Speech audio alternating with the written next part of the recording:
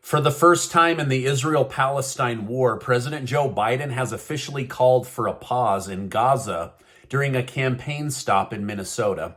While he was speaking, a rabbi from within the crowd shouted the need for a ceasefire. In response, Biden stated, "I think we need a pause to get the prisoners out." As of now, the number of estimated hostages has risen to over 240 people. With that being said, the New York Times has now reported that Secretary of State Antony Blinken will attempt to convince Israel and Benjamin Netanyahu to agree to a brief cessation of fire in order to go in and retrieve the hostages. As I reported yesterday, this idea is highly controversial, especially among Democrats. However, Hillary Clinton disagreed heavily with Joe Biden, previously stating people who are calling for a ceasefire now do not understand Hamas. That is not possible. It would be a gift to Hamas that would give them time to rebuild their forces. We must back Israel, according to Hillary Clinton. Now, on top of this major problem, another Iran-backed terrorist group just declared war on Israel, according to Iran's state news outlet, Mehr News. The group, which is called the Houthis, has already claimed responsibility for major ballistic and cruise missile attacks on Israel in the last 24 hours. Now, despite the group's stated mission being to bring death to the United States and Israel, Biden removed them from the U.S. government's list of foreign terrorist organizations in 2021. Well, they might be making the list again, as they've already attacked one of the two countries they hate. By the way, thank you guys so much for giving these videos a like. It really helps me out as a small news station, so thank you so much. All right, now I think it's safe to say that Biden's attempt to appeal to everyone at once has been a failure. With that being said, President Biden just appointed Vice President Kamala Harris to take the reins and lead an effort to combat Islamophobia and anti-Semitism that is on the rise here in the United States of America. Now, these two very important issues are highly complex, so I doubt the Biden administration will offer any meaningful insight into actually solving these issues, as this is an ideology that is buried deep within people's minds and psyches. But we are in good hands with Vice President Kamala Harris. I mean, just look how much she's done for the southern border after she was put in charge of it.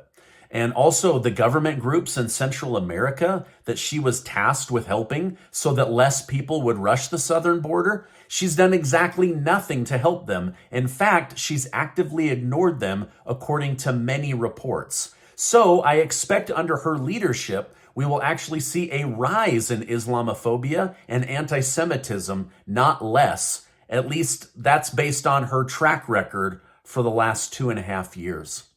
Now, just before hitting record on this video, I read that Republicans in the House of Representatives passed a $14 billion aid package to help Israel. Most Democrats voted down the money. They said, no, we're not giving money to Israel. Now, this is interesting because almost all Democrats voted yes when giving money to Ukraine. But now they're voting against Israel. Now, I'll let you make what you want of this, but voting is the way to see how people think and behave. And as of right now, almost all Democrats just denied Israel more money. The Senate will have to vote on this and decide where that money is coming from in order to make this legal.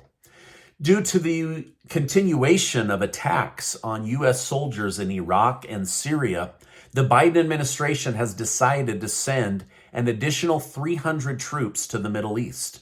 Because the previous attacks on ammunition facilities didn't discourage retaliation enough, the Pentagon hopes that by upping the amount of boots on the ground, that it can help de-escalate the willingness of people in the area to attack the U.S. military. General Ryder stated, "Our forces are in Iraq and Syria for one purpose, which is the enduring defeat of ISIS." It's also for their oil, right? Let's be honest. Now, back in Washington, D.C., Nancy Pelosi has just been subpoenaed to come forward for a criminal trial. There's not a lot of information out there because it is privileged, But my guess is this has to do with her husband being attacked by that crazy guy with a hammer, since that trial is taking place right now. Republican Senator Rand Paul has called Biden's bluff after he threatened to veto a bill which redirects money given to prop up and strengthen the IRS to the people of Israel. He stated, "You really think he's going to stand up in front of the world and say, we're not sending aid to Israel because it's paid for. It ought to be paid for by taking it away from something that is harmful to our economy, and that's more IRS agents." Now, is Senator Rand Paul correct? Should they take this $80 billion to strengthen the IRS and extract more tax money out of the American people? Or should the government just print more and more money, billions and billions of dollars of fake money that's losing value so that inflation continues to be sticky and make everything so darn expensive? Let me know your thoughts down below. Although most Republicans love the new Speaker of the House, Mike Johnson, former GOP Liz Cheney from Wyoming has lashed out due to the Speaker's loyalty to Trump. Whoa, I'm really surprised. Liz Cheney seems to hate all Republicans, right? Now, Cheney accused Johnson of going against the Constitution and supporting Trump in his call for election integrity. She's basically saying that he was at the forefront of trying to overthrow the Constitution and put Trump in for 4 more years illegally. All he did was question the anomalies in the election and asked for more research to be done. But suddenly he's also an insurrectionist, just like the grandmas that went into the Capitol. But Republican on Republican attacks keep coming. Presidential candidate Nikki Haley bashed Ron DeSantis for allegedly lying about wearing high-heel cowboy boots to look taller on the campaign trail. Haley stated, "I can tell you, I have always talked about my high heels. I have never hid from them, and I have always said, don't wear high heels if you can't run on them. We will see if he can run in them." So she's basically taking a shot at Ron DeSantis for wearing those boots. Now, let me know in the comments down below, do you think that those boots have risers in him to make him taller, or are they just traditional cowboy boots like he says? Personally, I think that they have lifts just based on the angle of his boot from what I've seen on the internet. Now, according to South Korea intelligence, North Korea has been aiding Russia in its attack on Ukraine by providing them with millions of rounds of ammunition. South Korea lawmaker Yoo Sang-bum stated the NIS has learned that more than 1 million artillery rounds have been transferred. It's analyzed to be sufficient for around 2 months in the Russia-Ukraine war. But this isn't a one-sided deal. North Korea is also getting technological advice and training from Russia so that they can increase their satellite programs and other infrastructure. So basically, Russia and North Korea are working together to continue to attack Ukraine. The Federal Reserve has seemingly taken a swipe at Treasury Secretary Janet Yellen after they decided to pause interest rate hikes. They released a statement which read, "Tighter financial and credit conditions for households and businesses are likely to weigh on economic activities, hiring, and inflation." Basically what he's saying is money is getting tight for the American people and businesses will probably start laying people off. But Janet Yellen doesn't seem to care about that. So simply stated, he's saying, listen, if things are going to get rough for the American people and they're asked to tighten their belt, maybe the federal government should also rein in and tighten their belt and rein in their spending because it's gotten a little bit out of control.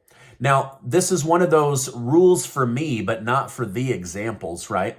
The government wants us to behave wisely with our money and pay our taxes, but then they turn around and misbehave with our money and do abusive things like give it away to countries and basically give it away to people that don't need the help, right? More than the American people. It's our money. They're abusive with our money. Anyway, this is my update for today. As I know more, I will definitely come on and share more with you. Before you go, make sure to check out that interview that I did from earlier today. It's super fascinating, and it is getting really good reviews. I'm going to leave it right here. I'll also leave the one from the day before, which was absolutely suppressed because of the information that we share about President Joe Biden and the criminals in his family. Hey, thanks so much, and I will see you on the next video.